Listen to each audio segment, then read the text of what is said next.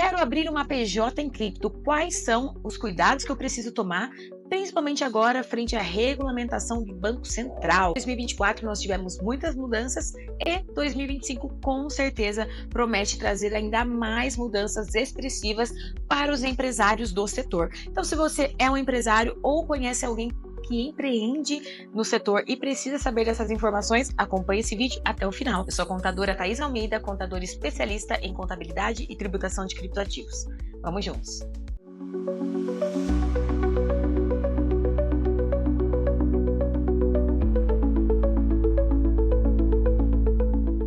Olá pessoal, sejam todos bem-vindos a mais um vídeo aqui do canal e hoje vamos falar desse assunto que está em alta para quem acompanha o mercado de criptoeconomia aqui no Brasil, principalmente agora com muita expectativa, para 2025, até mesmo muito medo, muito receio frente às últimas consultas públicas que foram soltadas pelo Banco Central, muito receio sobre o Banco Central ser realmente crypto-friendly, como diria, ou não. Então, assim, é um momento de muita atenção e um momento de se atentar às regras, porque agora, pessoal, é o momento de contribuir, Quando nós temos uma consulta pública aberta, é o momento que você pode ter voz para reclamar, para explicar, para colocar pontos que não se aderem, que vão acabar com o mercado, que vão monopolizar o mercado, que vão acabar com a atividade dos pequenos players, entre outras situações que nós estamos acompanhando por aí. Então é por isso que você que faz parte, é um investidor ou que é um empresário do setor, precisa estar ativo nessas discussões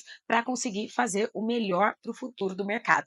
Ok? E a ideia de hoje é a gente trazer umas dúvidas gerais sobre abrir empresa no Brasil de modo geral, abrir empresa de cripto frente a esses cenários, o que nós temos hoje, quais são os cuidados que nós precisamos tomar. Ok? Então, a primeira dica que eu quero dar para vocês, eu quero trazer para vocês, é com relação à abertura de CNPJ. Uma dúvida muito comum que nós recebemos nas nossas caixinhas de perguntas semanalmente é sobre o prazo para abrir uma empresa no Brasil. Hoje esse prazo, pessoal, ele pode mudar muito. Hoje nós atendemos empresa em todo o Brasil e cada estado tem uma tratativa, tem uma junta comercial representante, assim como cada município, Então, pensem que são mais de 5 mil municípios no Brasil e cada um tem uma tratativa específica. Hoje nós já contamos com sistemas integrados para abertura de empresa, um sistema muito mais facilitado, mas alguns municípios ainda não aderiram. Então, quando o município ainda tem um processo tradicional, que é necessário protocolar documento, acaba demorando mais.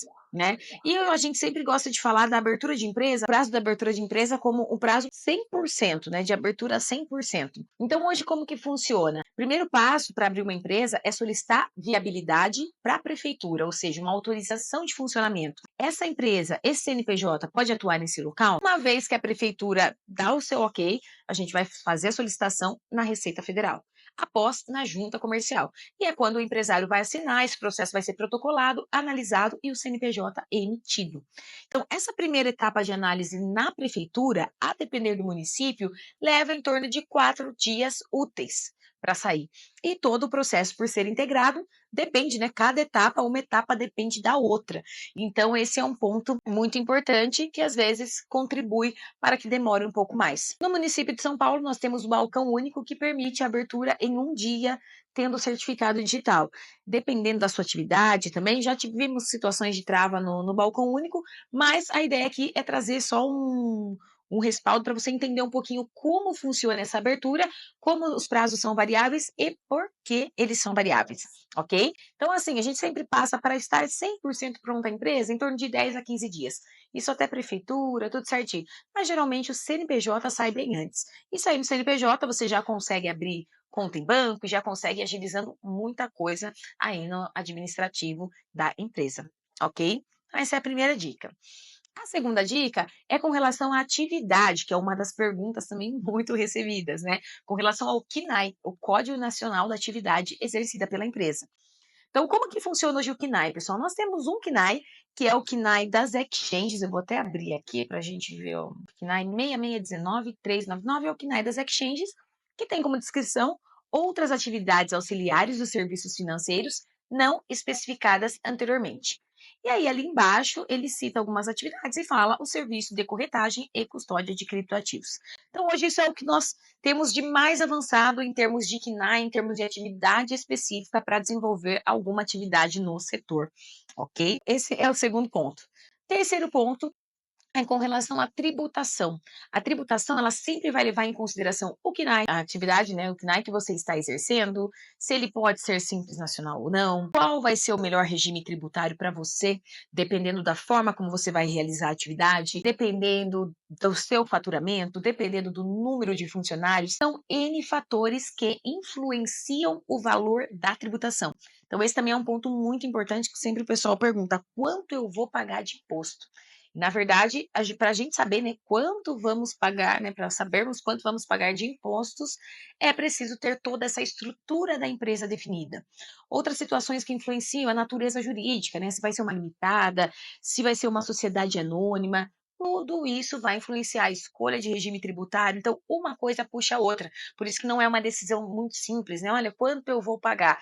Não, se a gente já tiver um cenário pré-definido dentro da nossa experiência, do que a gente já conhece do mercado, a gente já consegue fazer algumas indicações. Olha, se você vai realizar uma atividade de IOTC, com esse faturamento, né, com essa movimentação, nesses moldes, esse é o melhor regime tributário e esse é o panorama dos seus impostos. Então, algumas coisas a gente consegue saber, mas tudo para ser mais preciso possível, né, porque a empresa precisa disso, é sempre necessário uma análise detalhada, ok?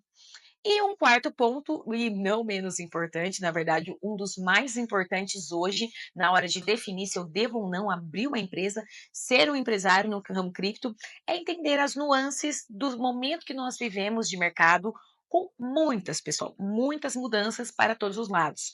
Então, nós temos aqui, traremos em breve um vídeo falando sobre a Decrypto, que é a nova declaração da Receita Federal. Então, na verdade, a declaração mensal de criptoativos que nós já temos, chamada no mercado de IN 1888, será substituída por uma nova instrução normativa, e essa instrução normativa está dando um nome para a declaração, que vai se chamar Decrypto. Então, através dessa Decrypto, né, a Receita Federal abriu uma consulta pública também pedindo opinião sobre isso. É muito importante que todos participem e uma vez que temos aí uma consulta pública aberta, temos sim muitas novidades ali falando sobre DeFi, sobre hash, sobre obrigatoriedade de reporte de empresas internacionais, entre outros pontos que nós traremos mais detalhados aqui. Ok? Em contrapartida, nós temos um Banco Central muito ativo há algum tempo, né? O Banco Central tem trabalhado ativamente, buscando entender o mercado, né, como assim a gente espera, entendendo até o momento, e buscando trazer regulamentações, né? Quando nós falamos de regulamentação no mercado, nós sabemos que, assim, há controvérsias, né? Mas nós sabemos que o mercado cresceu, o mercado mudou. Quando o Bitcoin foi criado, não havia se pensado em ETF de Bitcoin, né?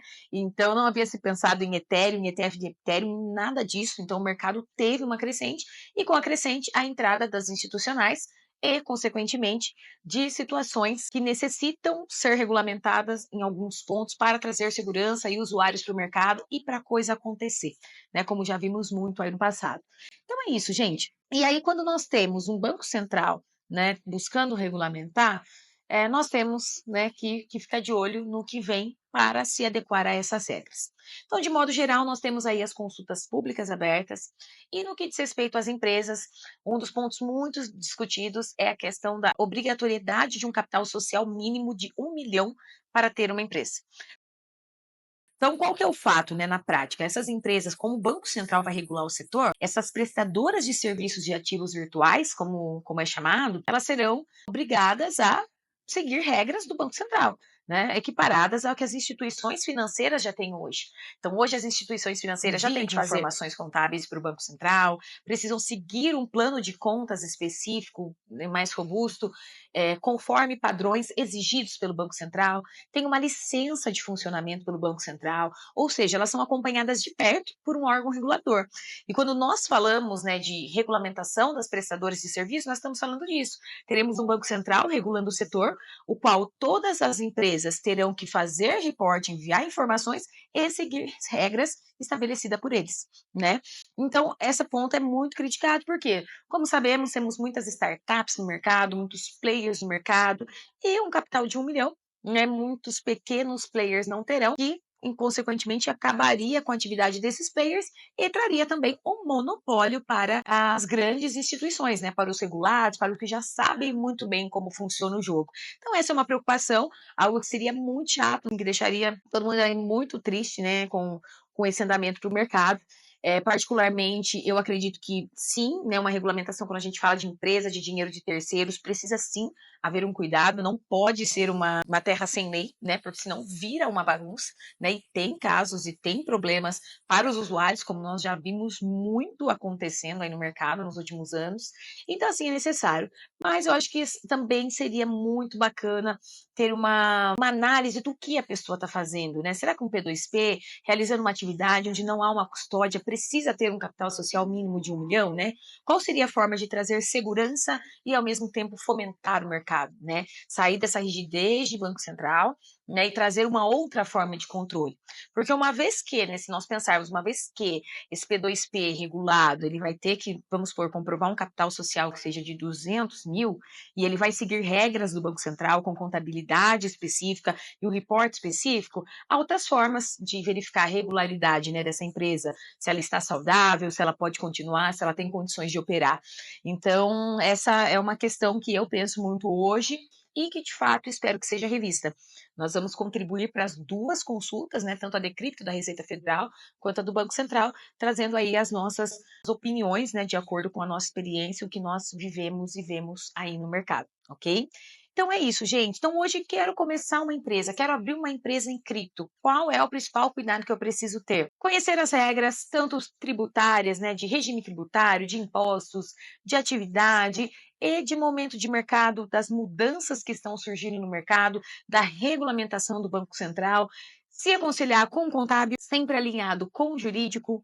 Recomendo sempre fortemente que sejam com pessoas especialistas, com pessoas que conhecem e vivem o mercado, porque isso faz muita diferença, gente. Isso faz muita diferença. E aí, conhecendo as regras, você consegue entender. Essa atividade que eu faço, ela tem chance de ser aprovada? Ela vai passar no Banco Central? É uma atividade ok? Qual é o custo que eu vou ter para colocar essa atividade de pé? De acordo com essa atividade, o retorno que eu espero, esse negócio é viável? Então, é uma análise ali que passou a ser primordial e que já precisa estar ali no início, no coração do plano de negócios de vocês, ok? Não tem como começar um negócio, pelo menos não pensando em algo saudável e a longo prazo, sem antes, no início já, estudar esse novo cenário que nós teremos em breve de empresas reguladas, porque isso com certeza vai abarcar um custo grande, né? Então, para que não haja um prejuízo, para que seja um negócio de longo prazo, toda análise é muito importante. E um ponto muito importante também é que as empresas que já estão abertas, que já estão atuantes no setor, terão mais flexibilidade, digamos assim, né? Terão, eu acredito que um período mais tranquilo, né? Mais amplo, não tão rígido. Olha, você já está atuando, então você tem um prazo X para você se regulamentar. Então, vai ser mais fácil para quem já está jogando o jogo, para quem já tem empresa aberta, para quem já está no mercado. Então, essa também é uma dica muito importante para quem deseja começar, ok? E no mais é isso, pessoal. Temos aí muitas discussões recentes aí sobre até stablecoin, né? Sobre proibir stablecoin, mas não vou adentrar aqui agora nesses pontos específicos. A ideia era a gente trazer um panorama geral para você que é empresário ou que deseja abrir um negócio no mercado cripto, com alguns cuidados, com alguns insights do mercado empresarial no Brasil e alguns alertas aí para você começar o seu negócio de forma mais sustentável possível e com longo prazo, ok? Espero que tenham gostado, gente. Espero ter ajudado. Se você ainda não segue o canal, já acompanha a gente aqui, deixa o seu like e te espero no próximo vídeo. Mais tranquilo, né? Mais amplo, não tão rígido. Olha, você já está atuando, então você tem um prazo X